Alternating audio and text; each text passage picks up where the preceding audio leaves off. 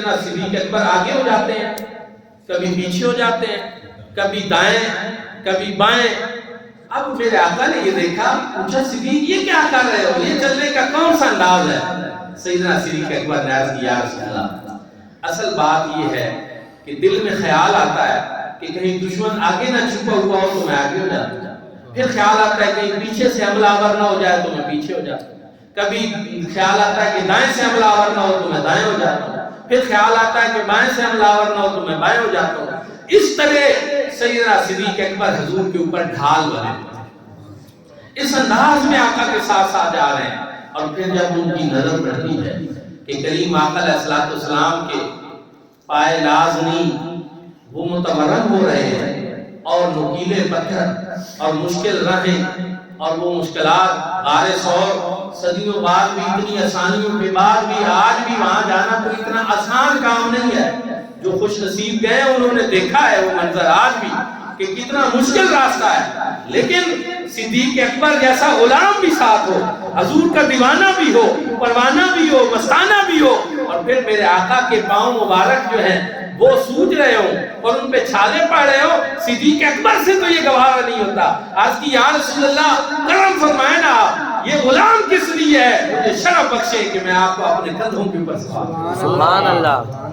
حضور علیہ السلام نے سیدنا صدیق اکبر کو یہ شرف بخشا، آپ سیدنا صدیق اکبر کے کندھوں کے اوپر سوار ہو گئے۔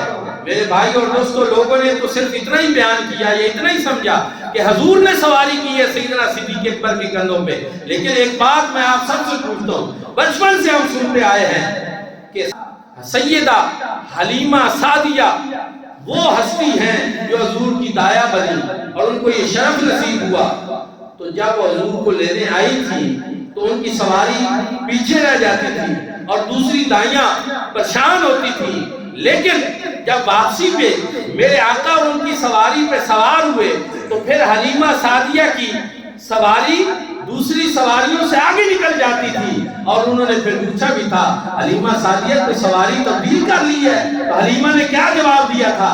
سواری تبدیل نہیں کی، اب سوار تبدیل ہو گیا ہے، اب وہ برکتوں والی ہستی اس کے اوپر آ گئی ہے کہ جن کی برکت سے حلیمہ سعدیہ کی سواری تمام سواریوں سے آگے نکل گئی۔ تو مجھے کہنے دیجئے، جب مصطفیٰ کریم صلی اللہ علیہ وآلہ وسلم نے سیدنا صدیق اکبر کے کندھوں کے اوپر سواری کی، جب میرے آقا سوار ہوئے تو میرے آقا کے سوار ہونے کی برکت سے سیدنا صدیق اکبر بھی مقام اور مرتبے میں حضور کے سارے صحابہ سے آگے نکل۔ سرکار کا چہرہ مل جائے تو پھر اور تو کسی عبادت کی ضرورت ہی نہیں۔ کائنات میں سب سے بڑی عبادت ہی رخ والضحیٰ کو دیکھنا ہے، اور یہ ایسا نہیں کہ میں نے ایسے عقیدت میں یہ بات کہی نہیں۔ میرے بھائی اور دوستو، آپ مجھے بتائیں، ایک شخص نے میرے آقا کے ایمان کی حالت میں ایک لمحے کی زیارت کی، بس نہ نمازیں پڑھی نہ روزے رکھے، دنیا سے چلا۔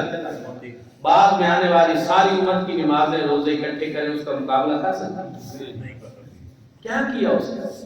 ایک لمحے کی ایمان کی حالت میں آقا کی زیارت کی۔ زیارت مصطفیٰ سے بڑھ کر کوئی اور عبادت ہے ہی نہیں۔ مولانا روم کہتے ہیں، میں آپ کی بات مزید آسانی سے آپ کو سمجھانا چاہتا ہوں۔ مولانا روم کیا فرماتے ہیں؟ فرماتے ہیں یک زمانہ صحبت با اولیاء بہتر 80 سالہ طاعت بیریا، کہ اللہ والوں کی مجلس میں ایک لمحہ بیٹھنا یہ 100 سالہ بے ریا عبادت سے افضل ہے۔ میں نے کہا اگر اللہ والوں کی مجلس میں بیٹھنا 100 سالہ بے ریا عبادت سے افضل ہے تو پھر امام الانبیاء کی مجلس میں بیٹھنا، پھر حضور کی مجلس میں بیٹھنا، پھر حضور کے پاس بیٹھنا، اور پھر حضور کے پاس اس انداز میں بیٹھنا کہ 3 دن اور 3 راتیں کوئی مداخلت نہیں ہے، کوئی رکاوٹ نہیں ہے، سرکار کا چہرہ ہو اور مسلسل یہ عبادت ہو رہی۔ رندوں کے لیے میخانے ہر رسم عبادت ہوتی ہے، دل بر کو بٹھا کر پیش نظر چہرے کی تلاوت۔ اور میرے بھائی اور دوستو، یہی وجہ ہے کہ غار کی وہ ایک نیکی وہ فاروق اعظم کی ساری عمر کی نیکیوں کے اوپر بھاری، کیونکہ اس میں عبادت ایسی ہوئی۔ اور یہی وجہ ہے کہ سیدنا صدیق اکبر تمام صحابہ سے افضل ٹھہرے، کیونکہ ان کو اس طرح کا شرف نصیب ہوا جو پھر کسی اور کو نصیب نہیں۔ 3 دن اور 3 رات یہی عبادت ہو رہی ہے، یہی ان کو نصیب ہو رہا ہے۔ دوستو اس دوران سانپ جو ہے وہ سیدنا صدیق اکبر کی ایڑی پہ کاٹتا ہے۔ عاشقوں نے بڑے بڑے رنگ اپنایا، کسی نے کہا بوسہ دیا، وہ چاہتا تھا کہ اب میں صدیوں سے اس انتظار میں حضور کا دیدار کروں۔ آسے آسے عمر گزاری تے جھلے نے خار ہزاراں، مالی باغ نہیں ویکھن دیتا جدوائیاں عجب بہاراں۔ لیکن چلو جو بھی ہو، سانپ نے کاٹا۔